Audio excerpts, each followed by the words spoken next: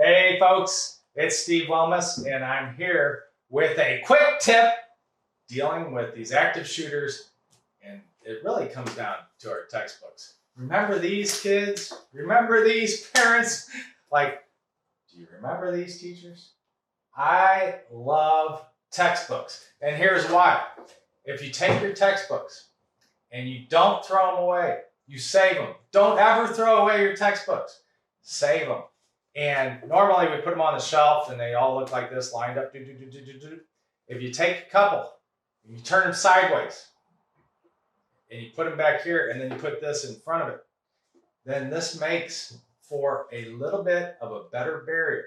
It cuts down quite a bit on the noise, right, Matt?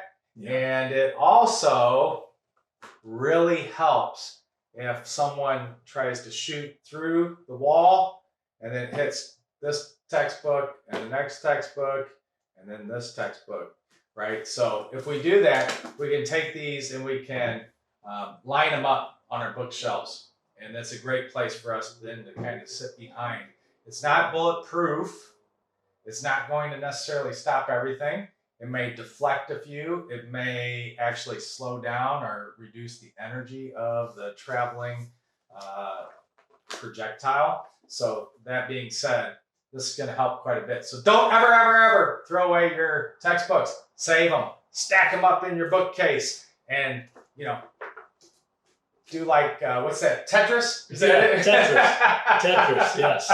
Tetris. Do like Tetris and configure these so that you got a lot of thick stuff, paper in between. Yeah, you've heard the stories all the time of like an individual who had a cell phone here and the bullet hit the cell phone and saved them, or, you know, they had a thick necktie and it got caught in the knot of the necktie. I'm not guaranteeing it, but I'm saying don't ever throw away your textbooks because it will help.